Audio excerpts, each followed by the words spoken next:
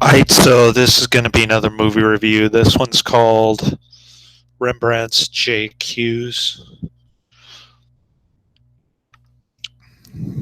Pardon me if my Dutch or whatever JQs language is represented by as mispronounced, but this is going to be another Peter Greenaway flick. I've never been a big fan of Peter Greenaway, and he proves himself to be another communist atheist jerk, similar to Pasolini, but at least Pasolini had more talent as a director, and the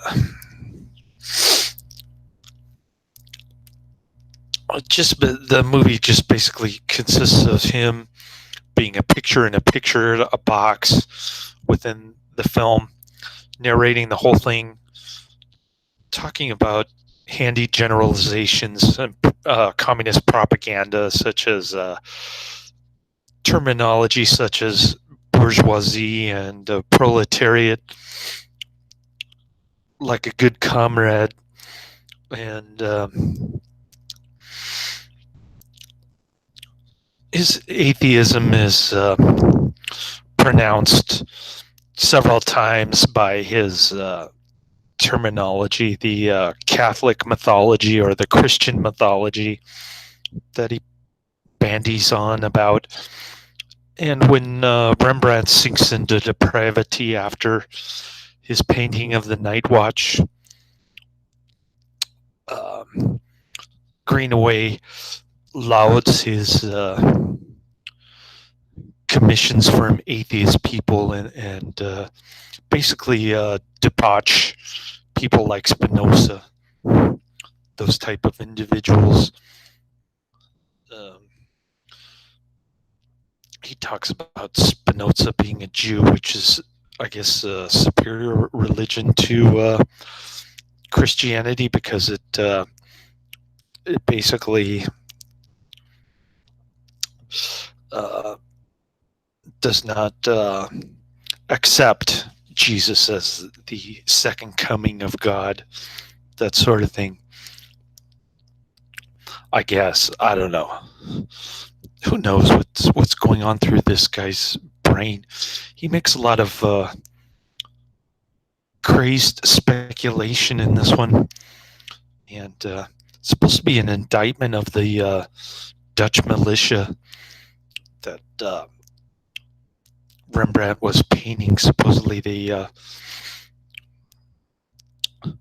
I don't understand why they didn't know what was going on the whole time while he was painting, and all of a sudden after his painting was finished, they discovered that it was supposedly an indictment against them.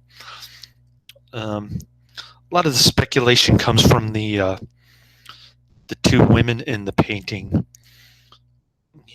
At first he says that some people speculate that the two women are transvestites, and then he says, oh, they're like orphans from this 13-year-old whorehouse kind of thing.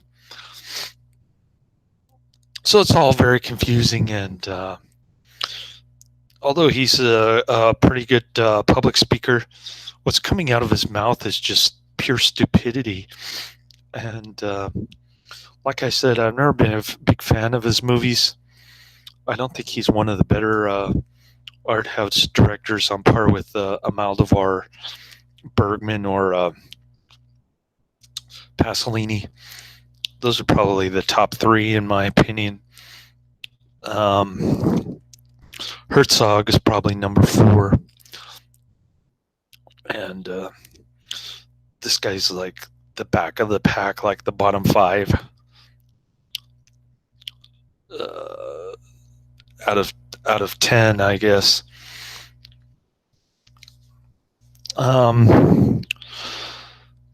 So there's that. It's just basically him talking about the supposed 34 mysteries that he's allegedly solving in this movie, and a lot of the stuff is far fetched, hard to believe, and just subject to his own subjective whim of investigating work, so called, and they use the F bomb a lot. There's some brief nudity at the end, so I guess he had to throw that in there to make himself look more avant-garde, so to speak. But I wasn't falling for it, and I can't believe that they used so much crude language back then. I think he's just trying to emphasize that the whole lot was subject to debauchery, I guess. And I don't know. I just couldn't get into this movie. I thought it was rather dull. And like I said in my first in my last video that I was talking about the gay airplane movie from Amaldavar.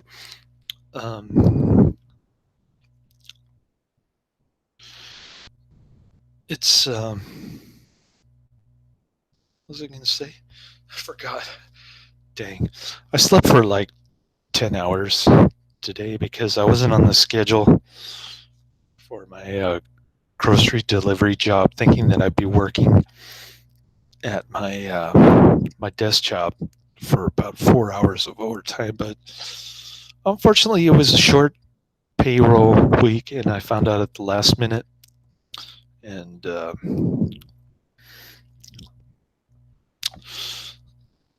so I didn't end up working there, and I had nowhere else to work today, so I just slept for like 10 hours. Woke up, got some new work pants because the back was getting ripped. I guess I'm starting to get gain some weight a little bit, not too much, maybe 10 pounds, but I got the slimmer waist size when I lost weight. So when I gained weight, the back of my pants ripped. And so I woke up a little early, like a couple hours early, and went to JCPenney. It was pretty packed there at Ceremony Mall with Christmas coming up on Tuesday. And but I found a parking spot, and I got out of there pretty quickly. The lines weren't too bad. And got some pants for about $20, deep discount, like 70% or something.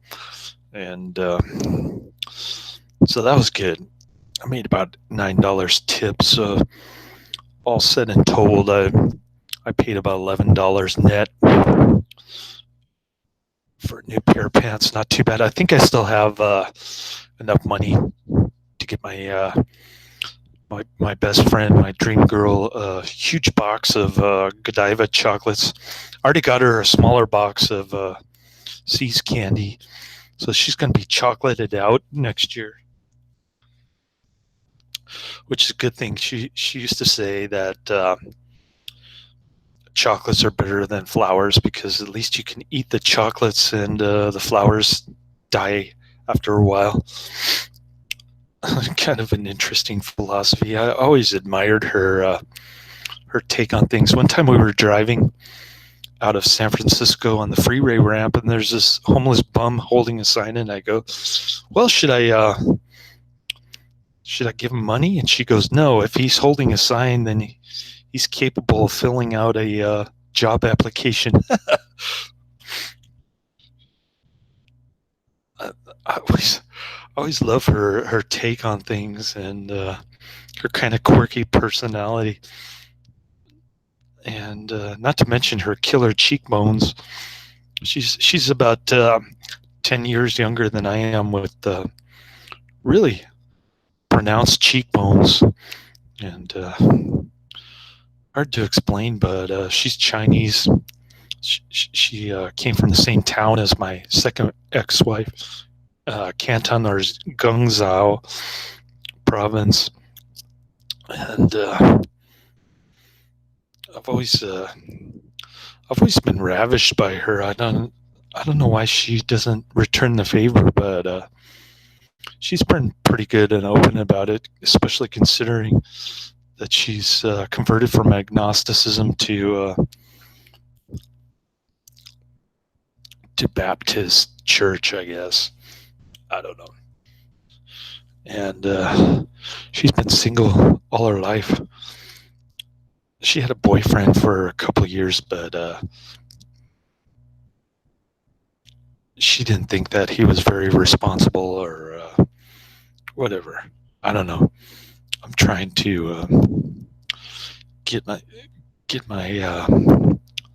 stock options cashed out at some point. I guess it's not happening this month, but hopefully soon next year. We'll see. So that she can retire early, come back here, and hopefully I could be her sloppy seconds. I don't know. We'll see. But what was I going to say about this movie? Another thing that I didn't like about it. Oh, it's very pretentious and conceited, I guess.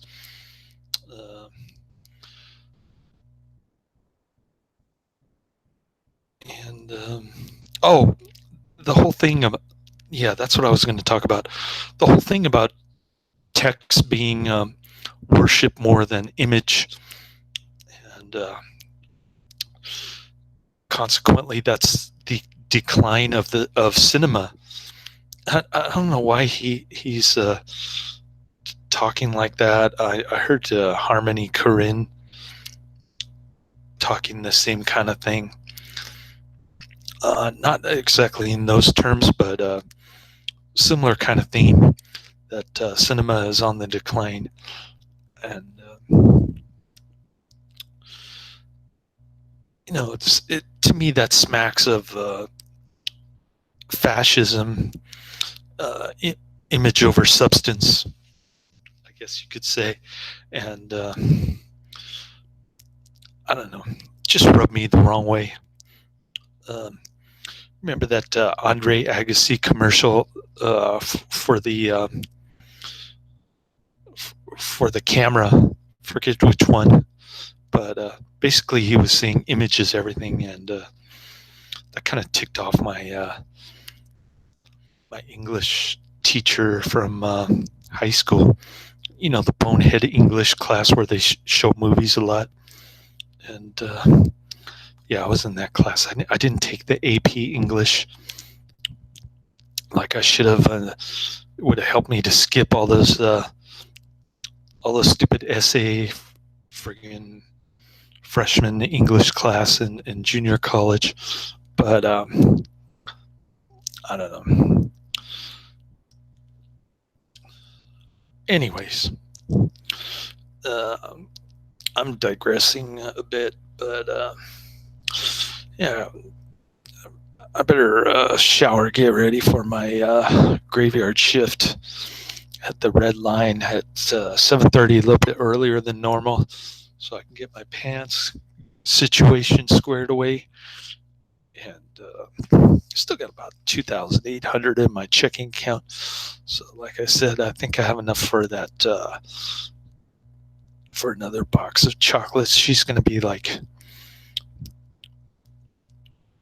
I don't know. I just got to find some time when she's free to roam around, when she's not with family. So I'll just keep bugging her and being persistent about it next week. Hopefully she responds to my texting and calling, but we'll see. She knows it's coming, so I warned her enough times, probably twice already. So hopefully she's relaxed and she's not like trying to ignore me with her busy family schedule. like I said, she's kind of indifferent towards me, but somehow we managed to like date each other even when I was married in my second marriage. Um, so she's kind of a quirky personality. I don't know how to explain it, but I'm definitely going to be happy to see her. She's just like the only woman that I've really been completely enamored by. Um, I thought it was my second wife was going to be like that, but turned out she betrayed me big time with her divorce nonsense. So, anyways, I'll get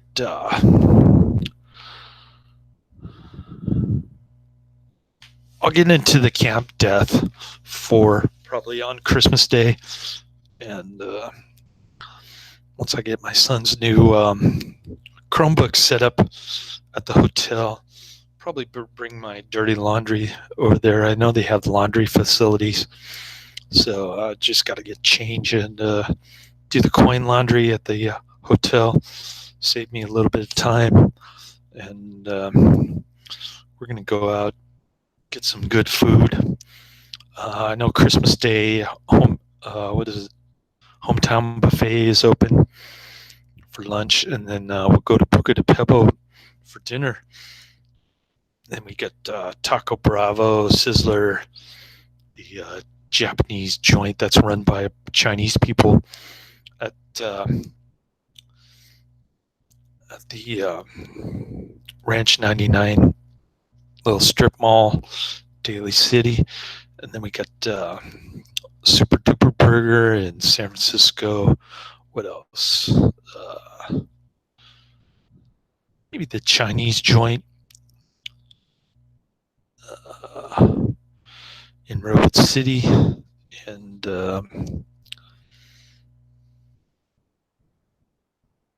of course, Outback Steakhouse here in Daly City. But we have to wait in line because they don't accept reservations. And that's about it, I think. Oh, maybe Jack's in at Tanforan. Yeah, I haven't been there in a long time. I like their fried chicken. Same with the hometown buffet. So, yeah, that's the end of my review. I'm giving this 1 out of 5 stars. I hated this flick. And atheism, communism, one more reason to dislike Peter Greenaway, whom I never really particularly cared for in the first place. I have to go back and look and see how I rated his other movies, but probably very low, like within the 1 to 3 range, similar to Godard. And so I don't have a very high opinion of him in the first place. I think I got one more movie of his to watch. Then I got a couple Sophia Loren's before I see The Avenging Conscience, which I've been waiting a long time to see. Hopefully I'll get it next week. And